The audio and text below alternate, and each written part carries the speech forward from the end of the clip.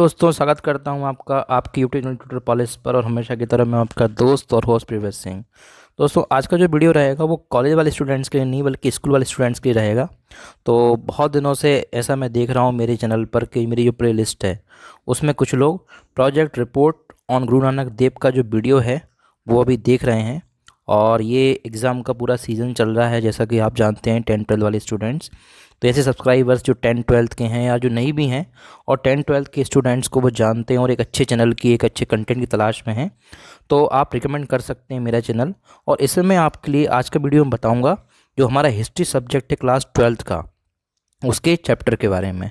तो मैं इसमें डिस्कस आपसे क्या करूंगा, मैं बहुत जल्द बता देता हूं आपको। डिस्कस करूंगा मैं एक तो कीवर्ड्स, ये कुछ इंपॉर्टेंट कीवर्ड्स होते हैं 12th क्लास के बच्चों के लिए। जो पेपर आता है वो कीवर्ड से बहुत पूछते हैं भाई कि किस पर्टिकुलर वर्ड का क्या मीनिंग होगा, एक मैं वो समझाऊंगा। और दूसरा मैं आपके लिए बताऊंगा शॉर्ट में पूरे चैप्टर की स्टोरी, सो दैट आपको चैप्टर क्लियर हो जाए। तो ऐसे स्टूडेंट्स जिन्होंने साल भर कोई पढ़ाई नहीं की हुई है या फिर जो चैप्टर्स को लेकर कन्फ्यूज़ हैं या किस तरह की चीज़ें हमको पढ़ना है, उनको हेल्प मिल सकती है यहाँ से। तो आइए शुरू करते हैं आज का चैप्टर। तो दोस्तों, जैसा कि आप स्क्रीन पर देख पा रहे हैं, यहाँ पर बिल्कुल क्लियरली मेंशन किया हुआ है मैंने इस PDF फाइल के थ्रू चैप्टर 1 और क्लास 12 का ये आपका चैप्टर है हिस्ट्री सब्जेक्ट का। लिखा हुआ है कीवर्ड्स। देखिए दोस्तों, अगर आप सिलेबस की बात करें तो सिलेबस तो आपका बहुत ब्रॉड है।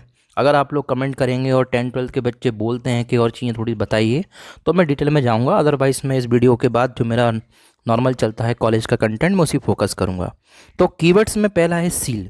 सील का मतलब अगर हम समझें तो क्या लिखा हुआ है यहाँ पर कि सील का यूजुअली मीनिंग क्या है? It generally content animal motifs and signs from a script. सील का मतलब होता है जो हड़प्पन सिविलाइजेशन थी, इसका मतलब आपको समझ में आ गया होगा कि पूरा चैप्टर फर्स्ट जो है वो हड़प्पन सिविलाइजेशन पर बेस्ड है। तो सील का मतलब जिसमें एनिमल मोटिव्स मतलब एनिमल की कोई फ़ोटो बनी हो, पत्थर की ये सील्स होती थी और ये मेटल्स यूज़ होती थी, इस ये आपको बताना है। नाउ होर्ड्स की बात करूँ तो क्या लिखा हुआ है?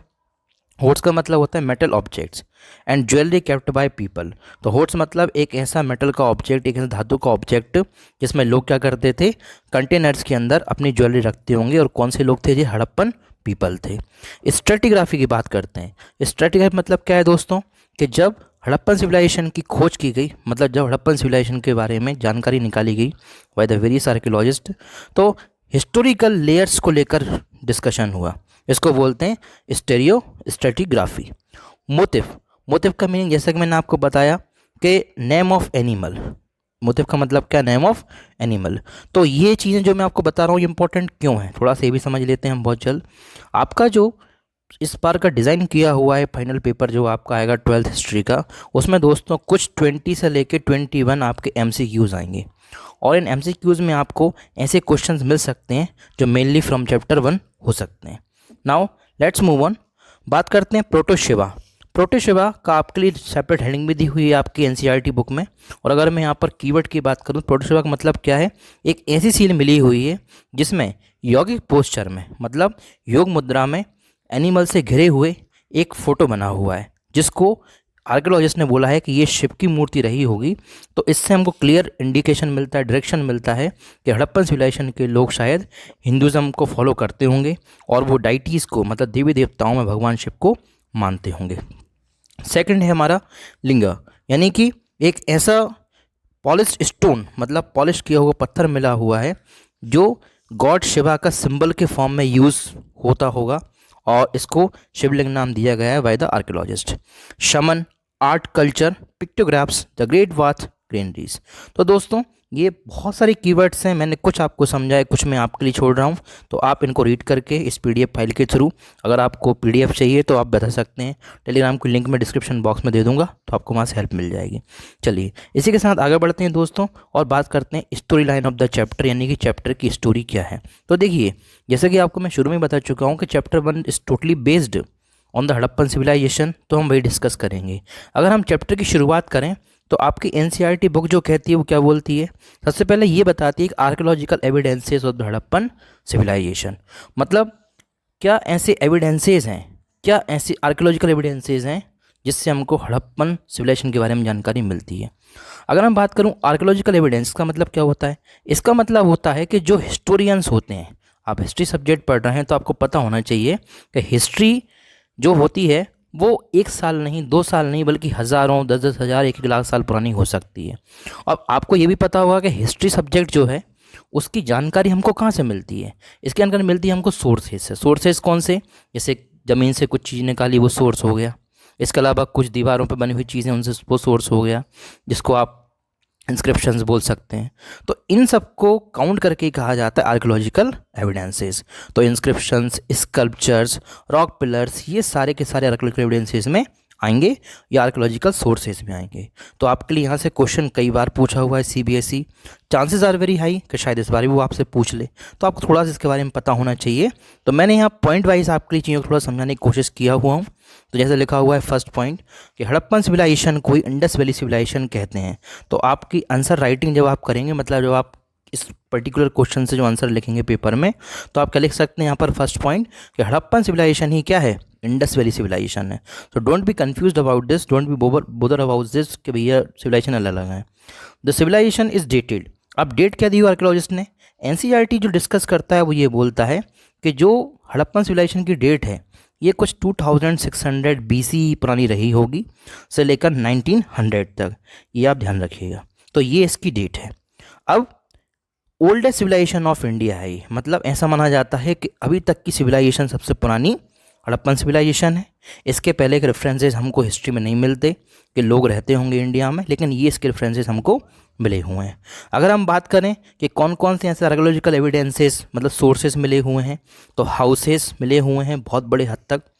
आपको मैं आगे बताऊंगा कौन कौन सी ऐसी साइट्स हैं जहाँ से ऐसे हाउस मिले हुए हैं, जिससे पता चलता है हमको कि हड़प्पन सिविलाइजेशन रही होगी, लोग 2600 साल पहले भी रहते होंगे।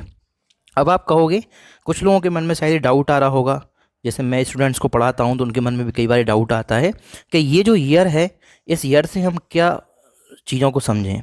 तो सिंपली आप समझो भाई लॉजिक, अभी मैं आपको बहुत जल्द बता रहा हूँ। देखिए जैसे अभी चल रहा है 2023 लग गया, आज जब मैं वीडियो रिकॉर्ड कर रहा हूँ 2023 चल रहा है। तो दोस्तों 2023 है, ये 2023 कहलाएगा सीई में। और मैंने क्या बताया, बीसी के टाइम पीरियड था। तो आप सिंपल, आपको क्या करना है, कुछ भी नहीं करना है कि कितनी पुरानी बात मैं कर रहा हूँ, आप 2600 इसमें और ऐड कर दीजिए। देन यू विल गेट 326 और यहाँ पर 224, मतलब 4623 साल पुरानी सिविलाइजेशन ये रही होगी, ये आप ध्यान रखिएगा। तो कई तरह के हाउसेस, कई तरह के पॉट्स, ऑर्नामेंट्स, टूल्स, सील्स, ये सब मिले हुए हैं और ये सब उस समय के लोग यूज़ करते होंगे, ये पूरा यहाँ पे लिखा हुआ है। आई होप आपको चीज़ें क्लियर समझ में आ रही होंगी। बात करता हूँ मैं नेक्स्ट पॉइंट की। क्या लिखा हुआ है कि जो एविडेंसेस हैं वो ये भी बात करते हैं कि अर्लियर और लेटर कल्चर्स भी थे, जिसको अर्ली और लेट हड़प्पन सिविलाइजेशन कहा गया है। तो मतलब हिस्ट्री को समझने के पर्सपेक्टिव से, हड़प्पन सिविलाइजेशन को समझने के पर्सपेक्टिव से, the historians categorise the Harappan civilisation into 2 parts, early Harappan and later Harappan civilisation. बात करते हैं कुछ ऐसे लोगों की जिन लोगों ने हड़प्पा की खोज की, या हम बोल सकते हैं हड़प्पन सिविलाइजेशन की खोज में अपना इंपॉर्टेंट कंट्रीब्यूशन दिया। So the personalities were Cunningham. Cunningham नाम से ही आपको लग रहा होगा, ये एक ब्रिटिश अधिकारी का नाम है, and he was the first director general of the archaeological survey of India. तो आपने सुना ही होगा कि जो भी हिस्ट्री रिलेटेड वर्क करता है, जो भी साइट्स का एक्सकवेशन करता है, वो सब आर्कियोलॉजिकल सर्वे ऑफ इंडिया करता है। तो इसके फर्स्ट डीजी कौन थे? कनिंघम।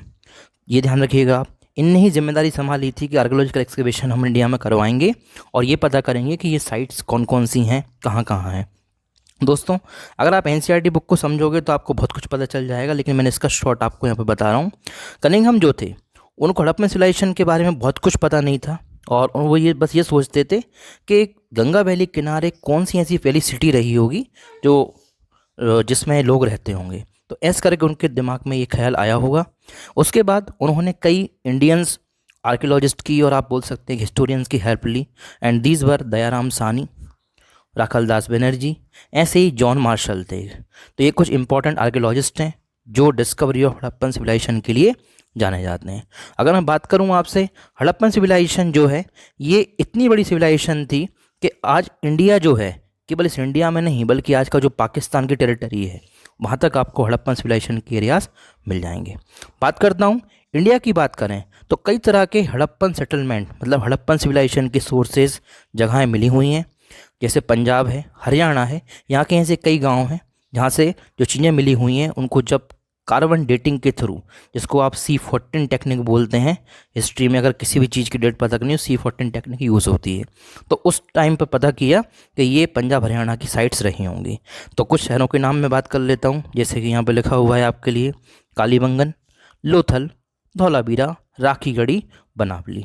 इनमें से राखीगढ़ी सबसे रीसेंट की एक साइट है जो हरियाणा में है, और पता चला हुआ है कि यहाँ से एक कंकाल मिला हुआ है दोस्तों। मैं यहाँ पे फ़ोटो भी आपके लिए लगा रहा हूँ, ये आप देख सकते हैं। इस कंकाल से पता चला हुआ है कि भैया ये कंकाल भी हड़प्पन सिविलाइजेशन के टाइम का रहा होगा। बात करते हैं लास्ट सेकंड पॉइंट की। Archaeologist try to classify artefacts in terms of material. Archaeologist ने क्या किया हुआ है, आर्टिफैक्ट्स का मतलब क्या होता है कि जो भी चीज़ें मिली हुई हैं उनको मटेरियल के फॉर्म में क्लासीफाई किया है, और साथ में वो किस तरह के काम करती थी वो चीज़ें उनके टर्म्स में क्लासीफाई किया हुआ है। अगर हम बात करें तो जो भी हड़प्पन सिविलाइजेशन से पता चल रहा है, इसका कहीं ना कहीं एक रिलीजियस प्रैक्टिस से जुड़ाव है, ऐसा भी आर्कियोलॉजिस्ट हमको बोलते हैं। लास्ट पॉइंट है, unusual objects like terracotta figurines of women. कुछ ऐसी मूर्तियाँ, कुछ ऐसे स्टैचू से मिले हुए हैं दोस्तों जो अपने आप में बहुत यूनिक हैं। आर्कियोलॉजिस्ट ने जब इन चीज़ों को फाउंड किया तो वाकई में दे शॉक्ड कि ये क्या है। तो टेराकोटा नाम की मेटल चलती थी उस समय, एक विमेन फिगर मिला हुआ है। Similarly stone statutory of man, पत्थर की मूर्तियाँ मिली हैं लोगों की। यूनिकॉर्न के मोटिव, मतलब यूनिकॉर्न की सील से मिली हुई हैं। योगिक पोस्चर में as I told you Shiva की मूर्ति मिली हुई है। सो डेफिनेटली आर्कियोलॉजिस्ट का कहना यही है कि रिलीजियस सिग्निफिकेंस उस समय रहा होगा और लोग रिलीजियस रहे होंगे, स्पेशली हिंदुज़म में। नाउ तो ऐसे कई हड़प्पन सिविलाइजेशन को लेकर रिकंस्ट्रक्शन किए हुए हैं कई सारे साइंटिस्ट ने, और ये समझ लीजिए आप कि इवन आज भी हड़प्पन सिविलाइजेशन की खोज चल रही है, और इतना बड़ा ये स्कोप, इतना बड़ा वास्ट ये सिविलाइजेशन है कि आप समझ सकते हैं कि फ्यूचर में भी इसकी बहुत सारी संभावना है, और बहुत कुछ चीज़ शायद हमको फ्यूचर में भी इंफॉर्मेशन मिलेगी इन आवर हिस्ट्री बुक्स। तो ये था दोस्तों आज का कुछ बहुत शॉर्ट वीडियो जिसमें मैंने आपके लिए कीवर्ड्स बताए और फर्स्ट मैंने आपके लिए हेडिंग बताई। अगर दोस्तों इस वीडियो के बाद मुझे कमेंट आते हैं, लोग रिस्पांस देते हैं, तो डेफिनेटली मैं आपके लिए जो आगे का चैप्टर वो एक्सप्लेन करूँगा और 1 बाय 1 मैं पूरी सीरीज़ बना दूंगा। मिलता हूँ बहुत जल्द नेक्स्ट वीडियो में, तब तक के लिए जय हिंद, वंदे मातरम।